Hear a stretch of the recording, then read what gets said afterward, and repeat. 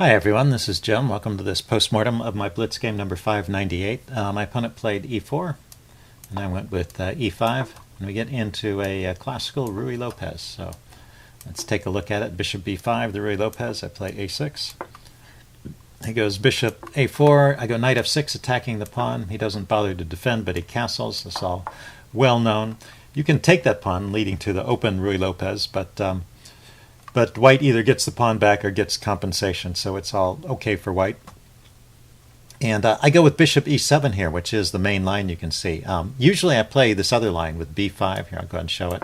b5, this bishop goes back, and then bishop to c4. I called this in my opening basic series the modern line of the Ruy Lopez, although it seems to have declined in popularity a little bit. I haven't seen it played so much recently at the top levels. But still an interesting way to play. But just for the sake of variety, I went back to the old main line, a closed Ruy Lopez, and leads to very interesting positions with all the pieces on. Now you play b5 and kick the bishop back. At some point you want to get rid of that threat of trading off the knight and grabbing the pawn, and then d6, defending the pawn very securely. If you want to go for the Marshall Gambit, another interesting way to play this, you can castle here and then follow up with d4, gambiting a central pawn and getting a nice attack against the white king. Although players are pretty used to that by now, so if you're playing someone who plays the Ruy Lopez, you've seen the Marshall attack many times, and there's ways to deal with it. Okay, d6, c3, it's the main move. I castle. And now he didn't play the main move here. He played d4. The main move is h3, and that's would lead to the classical Chigorin variation, the way I played it, with the knight coming out here chasing the bishop. But d4 is known as the Yates variation, and the reason it's not so popular is that black has this pin on the knight, which needs to be played right away, should be played right away, to take advantage of this move order. And somehow I was a little bit confused. This is a danger of playing opening that you are familiar with, but maybe not. I'm a little bit rusty. I haven't played it recently, and I got tricked by this little move order nuance here. So I didn't play the move bishop g4, and I continued playing as if I was in the Chigorin variation. And in fact, that just loses a pawn. When I play knight a5 here, I'm undefending this pawn, which in the Chigorin, the way it happens, just to show it, if we back up a move here, play h3, play knight a5 here, this pawn is perfectly secure at this point. The bishop drops back. You can play c5. Now white goes with d4, and then you play queen c7, shoring up this pawn and taking the place of that knight. So that's the way the main line goes, the Chigorin variation, and everything is fine. You have enough time to hold on to your pawns, I guess, is the point. But well, since he played d4 right away, this pawn is under pressure, and knight a5 is not really such a great move. He can just win a pawn here. His bishop drops back. I played c5, still continuing along this line. He goes knight bd2, and because he didn't take the pawn, if we back up, right here, a good move would be just to grab the pawn. He didn't even have to give up the bishop pair. He can just take that pawn off. He can even take this way, because at the end my e-pawn is going to be left undefended. So he ignored this. He played knight bd2, and now I play queen c7, and we've gotten back into a position where everything is okay for me. So he plays a4, and the advantage just kind of swings back and forth for a while. I trade off one pair of pawns to open up this c file. He goes, oh, it's my turn. Now I play the pin, bishop to g4, because he never did throw in this h3 move, and I finally noticed that hadn't happened, and that the pin is probably a good idea here. He kicks my knight with b4, and I come forward into the c4 square. Goes forward again, and I bring my rook over here with pressure on the c file. He drops his knight back to f1, and now when I looked at this with the chess engine, the engine really likes this move, knight b2, which I thought about during the game. The thing is, my queen and my rook are hitting that bishop, so I can trade off the my knight for that bishop, and didn't really see the advantage of it during the game because this bishop isn't doing a whole lot. But one of the ideas here, after knight b2, for example, he should take. I think he doesn't have anything better. I take, he takes, I take. What's going on here is that if you look ahead this far, I've got a very active rook here on the 7th rank, and I also have the threat of doubling his pawn here around the king. And it just turns out to be a good position, even though the bishop I got rid of wasn't so great. I still have the advantage of the bishop pair here and an active rook. So that's the way I should have played this. And I saw this tactic.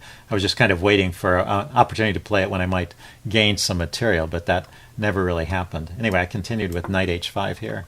It goes knight g3, and once again the engine likes, well, first taking here and then playing knight b2, trading stuff off and getting an active rook. Let's see, I went knight f4 instead. He went bishop d3, putting a little pressure on my knight. So at this point I trade off that bishop, but it's not as favorable for me. I don't get the active rook. Still okay position for me. I drop my knight back to b6, and he takes here, and this is a mistake. I should have second time. I'm giving up a pawn, so I guess I wasn't too focused in this game or something. You'll see there's one final slip at the end. Anyway, let's see. So knight b6 is just giving up this pawn. It's not too horrible because if he takes the pawn right away, I can put my rook on the b file here and get some pressure against his queen and target the backwards or the isolated b pawn here. So I get some pressure in exchange, but white is up material. Anyway, he grabs here. I throw in this exchange over here, thinking he would take back with the queen, and then I could get back by pawn. But he takes with a pawn, so I take. And then I'm really surprised when he didn't just grab that pawn, because it seems like the reason he took with the pawn over here was so his queen could stay in position to win this pawn. So now, by not taking that pawn, it seems like he's... he plays knight f5, which is a good move, but it seems like he's damaged his kingside pawn structure and hasn't gotten any compensation for it. I just put my knight back.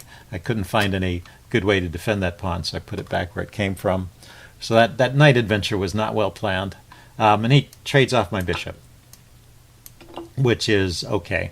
And now we see his idea. He plays king h1. He's going to bring a rook over to the g file, but it's adequately defended over here. This is not a problem. And I have a good move here, and I start to actually get an advantage in the game starting around here, where I grab control of the a file. I'm taking advantage of the fact that his bishop is still in the back rank, and so his rook over here is undefended. And he doesn't really have a better move than just trading it off. And let's see, at this point he played rook g1, starting to line up over here. So I went ahead and blunted that attack with g6. And he goes bishop to g5. Cancel that. g5. Comes in here hitting my queen. So I just kick it with f6, and now he goes to h6. But, well, now it's my turn, and my rook gets active here on the 3rd rank. Rook to a3, chasing his queen. Queen dropped back to d1. And then right here, if you want a tactical opportunity, the chess engine found a really good move for black right here. So what's the best move for black in this position? Okay, pause the video if you want some time to think about it. Oh, no, let me see. No, let me run forward a move. I'm getting the position wrong. I played queen d7 here. He went rook g3. And cancel that. Rook to g3. Here's the position.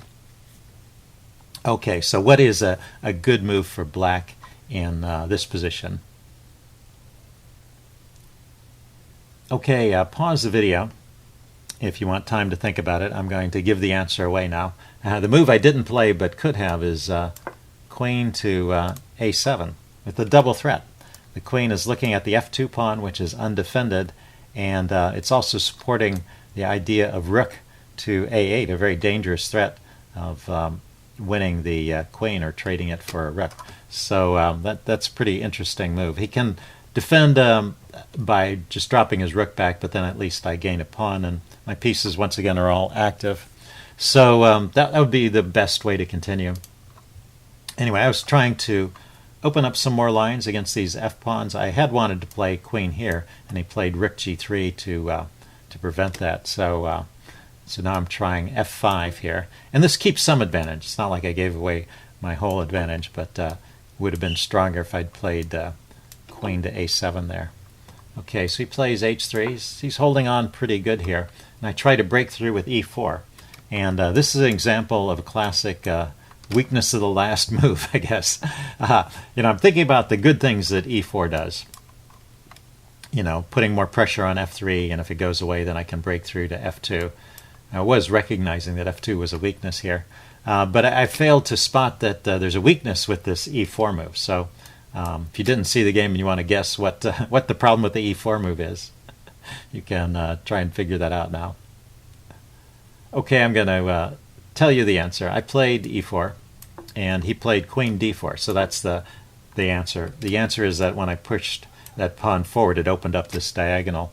And now I really don't have anything better. I checked this with the engine. I really just need to block, and he can win a pawn here. He trades, and this time, of the 3 times he played, he had the opportunity to win a pawn. This time he finally took it.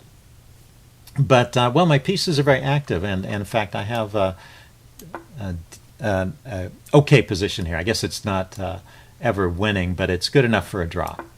So with these active pieces, and his pawns are a little bit weak, so I'm still doing okay here. I go rook b1 to go after this pawn, and he brings his bishop back to f4, hitting my knight. He could have just played, I looked at this, he could have just played bishop to d2 and held on to his extra pawn, but then it's kind of a passive position for white, and no easy way for white to make progress either, so that would also be kind of drawish. But after this move, actually, it's completely drawn. I'd grab this pawn. He takes my knight. He gets a passed pawn here, but, well, I'm in time to stop it. He starts, he pushes forward with f3. I guess I was threatening to take here and then get behind that pawn. So it gives me time to bring my king over. He brings his king over. And here, let's just go forward a few moves. It stays even through all of this section. And, I was a little bit optimistic because I had this outside passed pawn and I have his king cut off. But he can block it with his rook, and I can't ever make any progress. So I checked this with the engine, and the position really is completely drawn. He tries to make a break for it with his pawn, and I have to scramble to get my rook in front, but I'm just in time to get my pieces over, and we trade everything down to this drawn king and pawn endgame. But my next move loses. So in fact, there's only one move for black that holds the draw. So if you want to play one last tactical quiz, what is the move that black has to play here to keep the draw?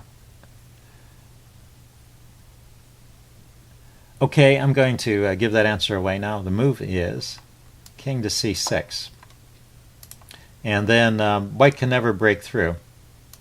White can grab the opposition here, trying to force my king away. But I have one tempo move here with the knight, and then his king can't make any progress. Wherever his king goes, I just mirror it, and he can't go this way because my pawn is guarding that square. Now, to go back to this position, so that's how you draw. Any other move loses. But let me tell you a little bit about the idea here, because sometimes this is useful. When your opponent's king is over here, and you have pawns on the other side of the board, sometimes you can sacrifice a pawn over here to get one that breaks through. If I could give up one of these pawns for, well, yeah, it just doesn't work over here because of the configuration. But I could sacrifice one of these pawns if the other one could go through because his king is so far away. So it's this kind of thing you look for in an endgame. And so I was kind of angling for that when I play h5. But now white just wins with the king invasion, and there's no way I can stop it. I turned on the chess engine to make sure I got this part right. In the game I just played king to c7 here. Cancel that. King to c7 here, trying to grab the opposition, and he just came over and gobbled up the pawns. Because I was still under the misconception that I had him blocked out with my king. I thought we were on a different row. So if I want to hold on to this pawn, the only move that defends it for the moment is to play here, king to e6. But there's this flanking maneuver that white has. Let's see. Let's make sure I get it right. There are still drawing chances for me if I had played this way, but he can still win. King c6. I waste a move by playing h4, and then he has to do some complicated triangulation, I guess. So king to c5.